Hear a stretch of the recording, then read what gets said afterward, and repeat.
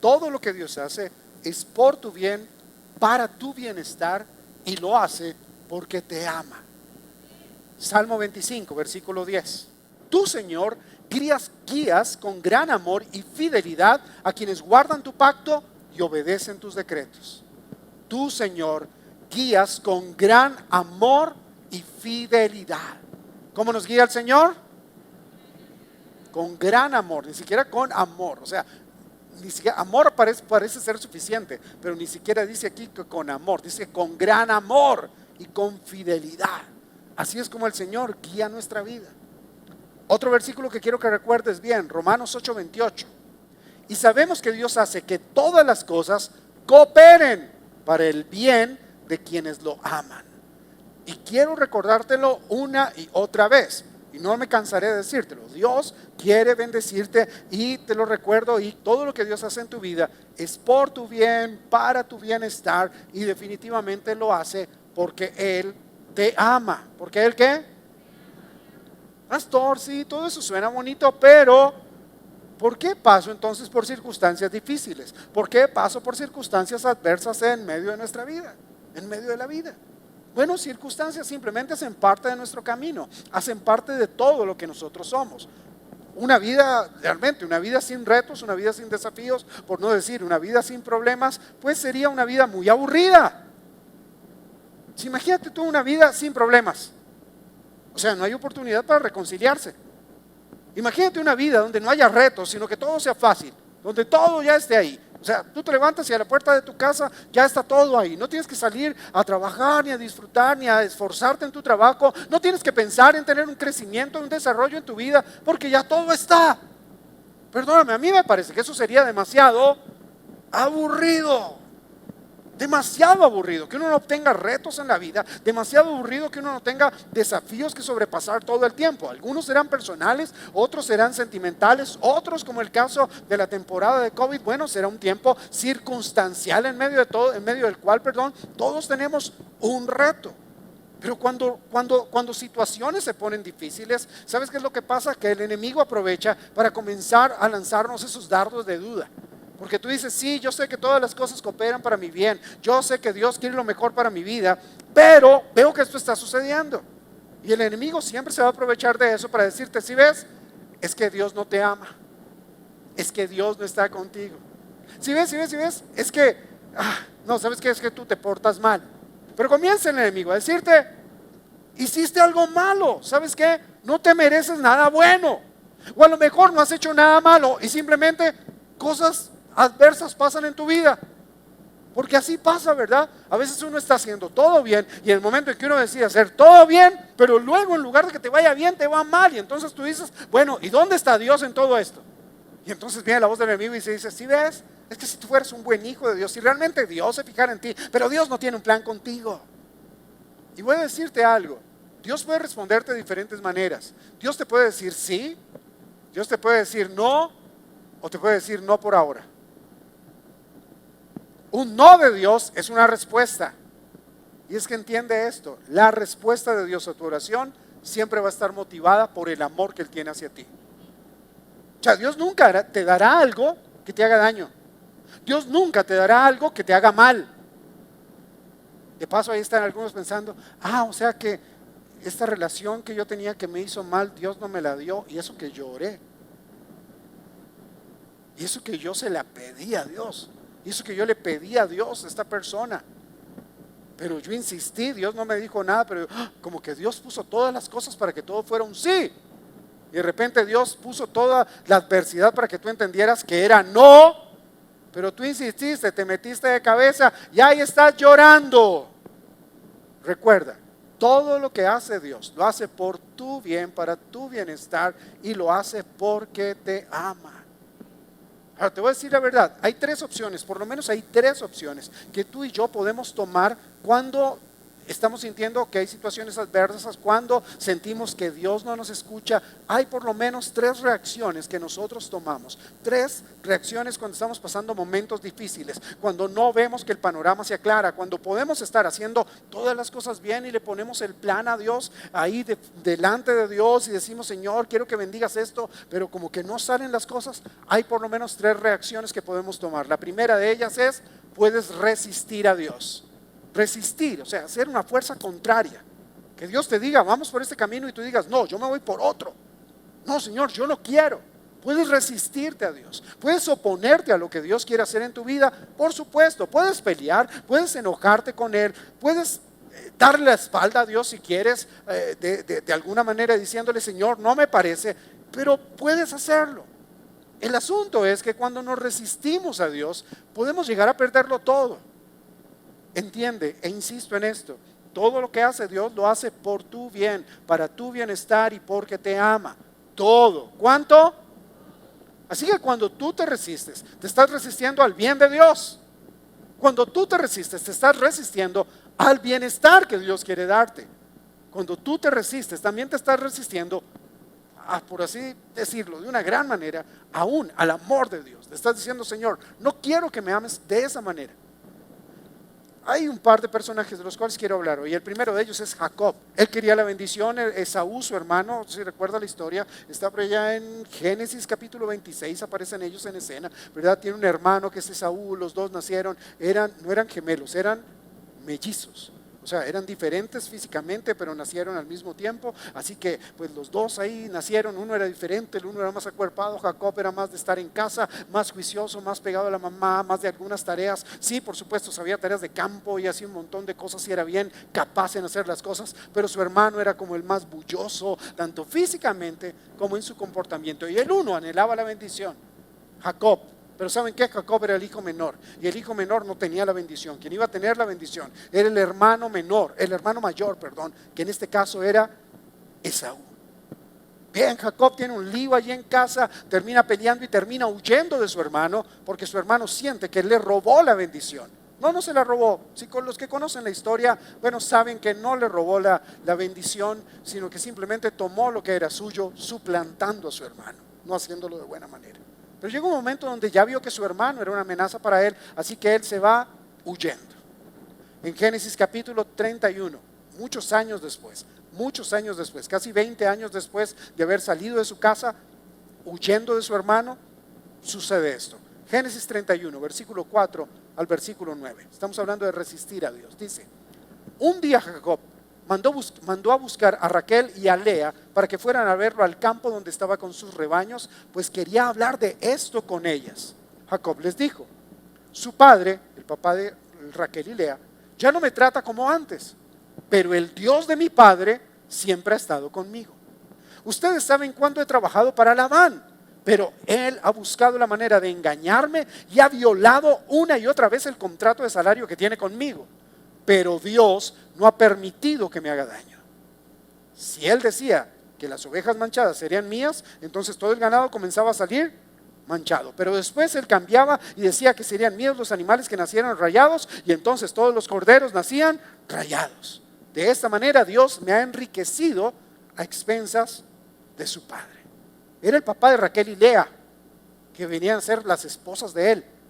Era el papá de ellas, que al mismo tiempo era su jefe. Y era su jefe porque, bueno, en un acto de amor él dijo: no tengo nada, voy a trabajar para poder casarme con Raquel, que era realmente la que él tenía. Así que le dijo: suegro, yo voy a trabajar por usted 7 años por su hija. Trabajó 7 años y esperaba la noche de bodas. Al parecer el tipo se tomó sus tragos y le metieron a Lea, que era la hermana mayor, porque la costumbre era que la hermana mayor tenía que casarse primero, y él no quería a la hermana mayor, él estaba enamorado de la Raquel, pero entonces ya ahí le quedó la otra y dijo: ¿y entonces qué voy a hacer? Pues trabaje otros 7 años para mí. 14 años. Ahora, 14 años, y en medio de los cuales, de acuerdo a lo que dice aquí, siempre por su jefe, comillas, su suegro, que al mismo tiempo era su jefe, durante esos 14 años y un poco más, él era abusado en su trabajo. O sea, las ovejitas nacen de diferentes colores, ¿verdad? Blancas, negras, cafecitas, con motas o con líneas o como sea.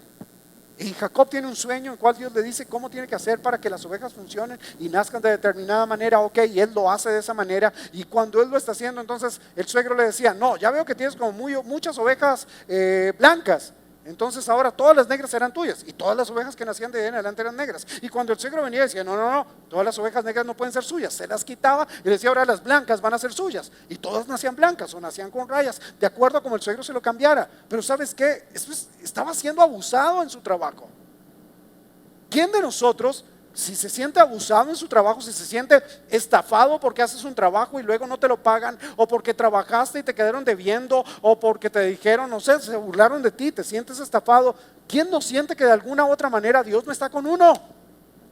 Porque tú oras porque tengas un mejor trabajo, ¿cierto o no? Tú le das gracias al trabajo porque tienes hoy, pero quieres algo mejor. Y haces un negocio y esperas que te salga mejor. Pero cuando haces el negocio, después de que ya pagaron, ¿verdad? Te van a pagar a ti, tú vas a cobrar y te dicen: no, espérese, porque es que tengo que descontarle. Y te pagan menos de la mitad de lo que ibas a pagar, de lo que ibas a recibir. Ahí te están estafando, ahí te están robando. Y entonces tú dices: bueno, Señor, yo di el diezmo, yo ofrendé esperando que las cosas salieran bien. Yo no veo tu fidelidad aquí, porque es lo que el enemigo te va a hacer pensar, que tú no ves la bondad de Dios. Yo no te veo actuando aquí. Era lo mismo que le estaba pasando a Jacob. Su jefe, aquel que ponía su salario, lo robaba cada vez que le iba a pagar. Porque cada vez que le iba a pagar se daba cuenta que le iba bien y decía: no puede ser, hay que cambiarle. Si de repente tú te has sentido así, déjame decirte que hay un plan de Dios. Di conmigo: hay un plan de Dios. Mira, a mí me gusta que ahí aparece esta expresión. Él dice: mi jefe, su papá, mi suegro, como sea, él dice: él me ha tratado mal, pero el Dios de mi padre siempre ha estado conmigo. Y luego lo dice de nuevo en el versículo 7, dice: pero Dios no ha permitido, ojo a esto, Dios no ha permitido que me haga daño a mí, a mi corazón. Dios no ha permitido que yo me resista a lo que Dios está haciendo. Me ha aguantado. Siempre vemos a Jacob, y yo sé, lo predican muchísimo, y de verdad Jacob es uno de los personajes que yo más admiro en la Biblia, pero lo admiro en parte por muchas cosas como esta, porque siempre han dicho: él fue un engañador. Y no, a este man lo engañaron todo el tiempo. Él recibió una revelación de Dios, la estaba poniendo en práctica, y alguien más estaba sacando provecho de eso. Mira, te lo voy a decir así tranquilamente: si alguien se ha aprovechado de algo que Dios te dijo que hicieras, no temas, porque finalmente Dios te lo dijo a ti y Dios te va a recompensar es a ti, aun cuando tenga que quitarle a aquel que te ha robado a ti. Que no importa cuánto quieran abusar de ti, Dios va a saber cómo bendecirte a ti. Ahora, detrás de esto hay todo un proceso. Di conmigo: proceso. Dios no permitió que me haga daño. O sea, no le pasó una sola vez, le pasó muchas veces, y eso fue trabajando el corazón. ¿Podemos resistirnos a Dios cuando eso nos pasa? Por supuesto que sí. Podemos decir: qué aburrimiento, Dios no está conmigo, qué jartera, yo pensé que Dios sí me iba a bendecir y mire, yo sigo trabajando y otros siguen siendo bendecidos. No, mira, cuando él salió de su casa, cuando él salió huyendo 20 años atrás, recién escapa de Saúl, esto es lo que se lee que él hace. Génesis capítulo 28, verso 18 al 22. Al día siguiente de cuando salió huyendo, se levantó muy de mañana, tomó la piedra que había usado como almohada. ¿Qué posesiones tenía si tenía una almohada de piedra? Ninguna. Ok. La paró como si fuera una columna para que sirviera de señal de lo que había ocurrido. Lo que había ocurrido es que él había tenido un sueño y había visto una escalera al cielo, que subían y bajaban ángeles, y él se levantó y dijo: wow, ciertamente este lugar es casa de Dios, este lugar es puerta al cielo. ¡Bum! Y se volvió a quedar dormido, y cuando se levanta dice: wow, hay que hacer algo aquí. ¿Y qué es lo que él hace? Tomó el aceite de oliva que tenía, el poco de aceite que tenía para el camino, el aceite era lo único que tenía, dice, lo derramó sobre esa piedra. Y dice, en ese lugar había una ciudad que se llamaba Luz, pero Jacob le cambió el nombre a la ciudad y la llamó Betel, que significa casa de Dios. Verso 20. Jacob entonces hizo este voto: si Dios me ayuda y me protege en este viaje, me da ropa y comida y me permite regresar sano y salvo a la casa de mi padre, el Señor será mi Dios, y esta piedra que he levantado para señal será lugar de adoración. Además de todo lo que Él me dé, le entregaré el diezmo. ¿Cuánto tenía? Y hizo un voto. Si Dios está conmigo, me acompaña, me lleva, me trae, me guarda, guarda mi vida, tengo comida, tengo vestido, me da un techo, Él va a ser mi Dios. Y de todo lo que me dé, yo le voy a dar el 10.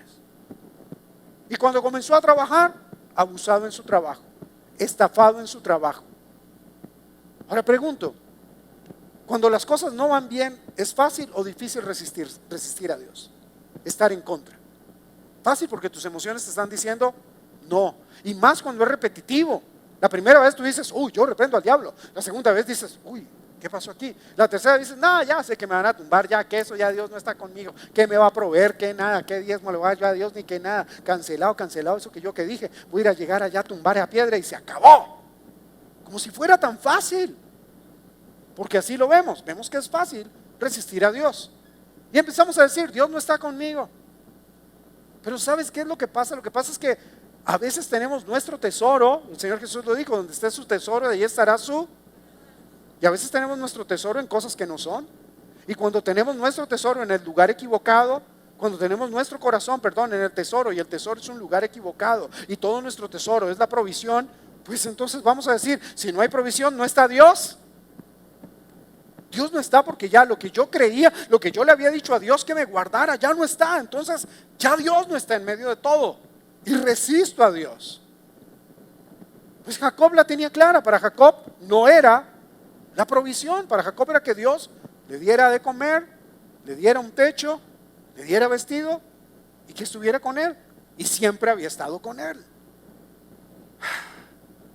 Dios no le dijo, no te voy a bendecir. Dios simplemente le estaba diciendo, ahora no. A veces queremos que todo pase de una instantánea, o sea, de manera instantánea, de una sola. Dios bendíceme ya. Yo quiero tener carro, casa y todo. Y quiero tener el dinero para poder comprar la iglesia. Y quiero hacer no sé qué. Ya, que me gane el baloto, ya. Y Dios te va a decir, no, hay que trabajar. Lo que pasa es que están nuestros planes y está el plan de Dios. Y el plan de Dios siempre será mejor. Así que no te resistas a Dios. Porque mira lo que sucede cuando él ya va, primero aquí, lo primero que te dije, cuando habla con su esposa y le cuenta todo lo que iba a suceder. Y aquí ya es cuando va de regreso. Dice, Génesis 32, versículos 9 y 10. Entonces Jacob oró, 20 años después, él oró. En una ocasión oró y dijo, si me cuidas, si me bendices, si me das un techo, una casa, te voy a dar el 10. ¿Ok? Y 20 años después oró así. Señor, Dios de mi abuelo Abraham y de mi padre Isaac, tú me dijiste que regresara a la tierra de mis padres y que estarías conmigo para que me fuera bien. ¿Para que le fuera cómo? Dios quiere hacerte bien, todo lo quiere para tu bien, para tu bienestar y para demostrarte que te ama. Versículo 10, mira, no soy digno de recibir la más pequeña de las misericordias que me has mostrado una y otra vez conforme a tu promesa. Cuando salí de mi hogar y crucé el río Jordán, la única posesión que tenía era mi bastón. Pero ahora necesito 2 campamentos para guardar todo lo que tengo. Salió con nada y con nada hizo una promesa. Y como era un hombre que cumplía sus promesas porque tenía carácter, ¿sabes qué? Luego necesitaba 2 campamentos para poder cuidar todo lo que tenía. No se resistió a Dios, no hizo lo que no debía hacer y Dios supo cómo bendecirlo. Porque por ahí comenzamos, pero luego de resistirnos a Dios, ¿saben lo que pasa? Es que podemos resentirnos. Escúchame, eso es lo segundo que le puede pasar a uno cuando uno no ve que todas las cosas van funcionando bien, que las cosas van funcionando como uno quiere, como uno sueña, como uno ha planeado. Eso es lo segundo que a uno le puede llegar a suceder y es malísimo. ¿Por qué? Porque uno está esperando lo mejor, pero como no le pasa, entonces a uno se le olvida, escúchame, a uno se le tiende a olvidar que Dios quiere hacer bien en mi vida, que Dios todo lo que hace lo hace para mi bien, para mi bienestar y para demostrarme cuánto me ama.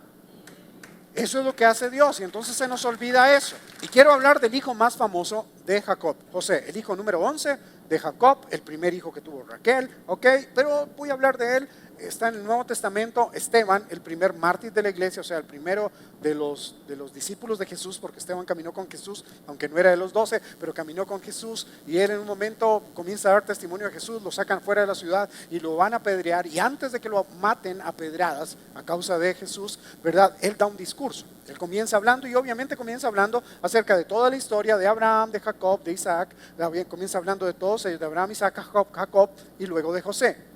Versículo 8 de Hechos, libro de Hechos, capítulo 7, versículo 8 al 10. Dios hizo con Abraham el pacto. ¿Qué hizo Dios con Abraham? Mira, el pacto que tenía como señal la circuncisión. Y así Isaac, el hijo de Abraham, fue circuncidado a los 8 días de nacido. Lo mismo que Isaac con Jacob, y Jacob con los 12 patriarcas, con José y sus 11 hermanos. Y José fue llevado a Egipto. Pero Dios, que estaba con él, lo libró de todas sus angustias y le concedió el favor del faraón, rey de Egipto. Además lo dotó de tal sabiduría que el faraón lo nombró gobernador de todo Egipto y encargado de los asuntos del palacio real. ¿Eso es una buena o una mala noticia? Pero ¿cómo fue la vida de José? La vida de José fue una locura. Al chino lo envidiaban desde niño.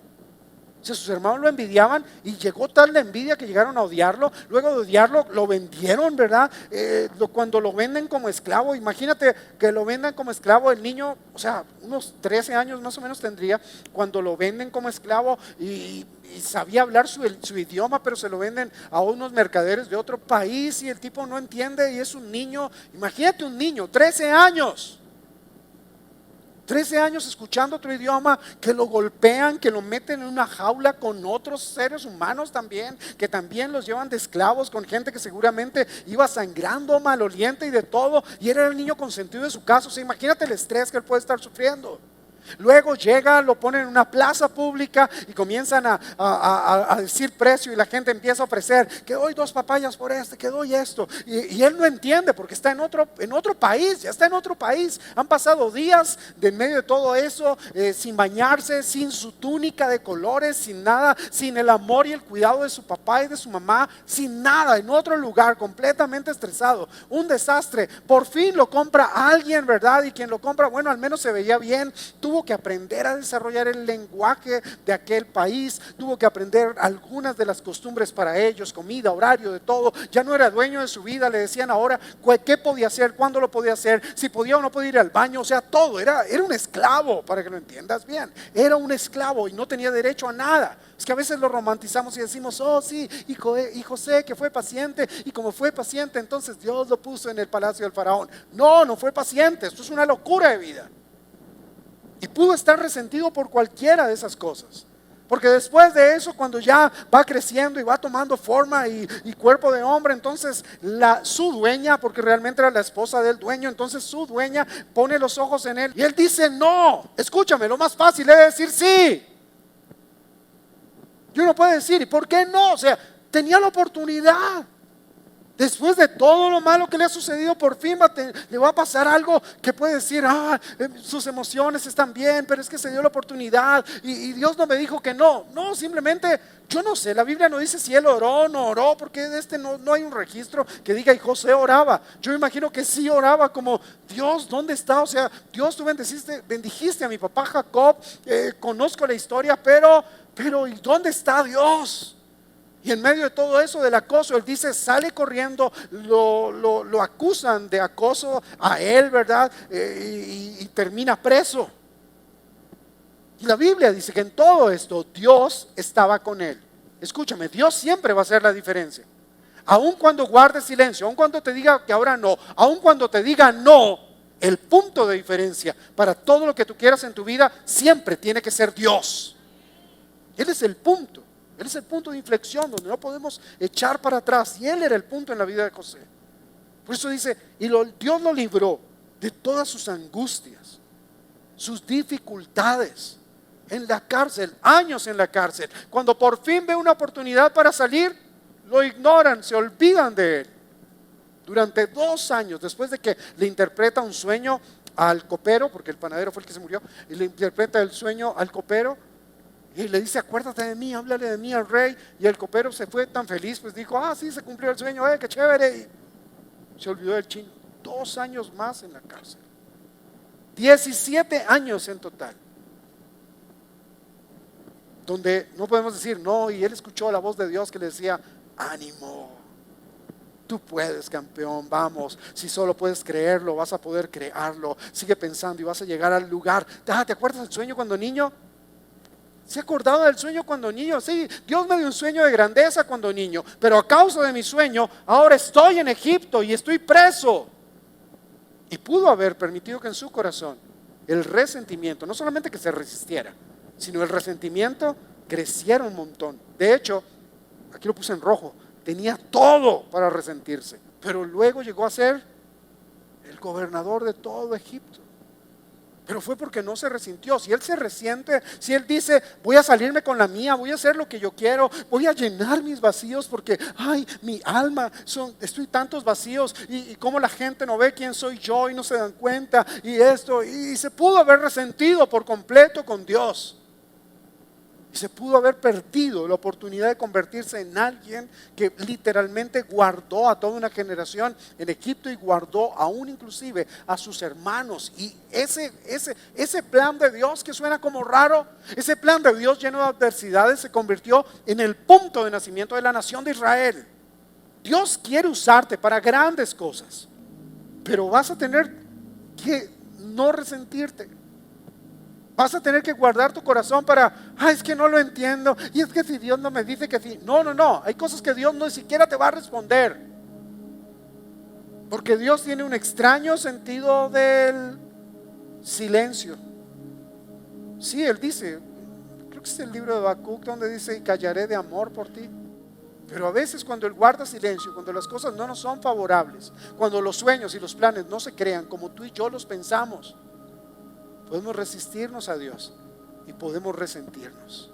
No sé si estás pasando por un tiempo de dificultad en el cual sientes que tus sueños jamás serán realidad, en el cual de repente tú estabas pensando en tener a tu hijo en brazos, pero los médicos te han dicho: no se puede, mira, tu matriz no puede, generas una cosa, la otra, y de hecho no se puede. Déjame decirte, los médicos tienen la razón en la parte científica, pero hay 2 palabras que cambian la historia de toda tu vida: pero Dios.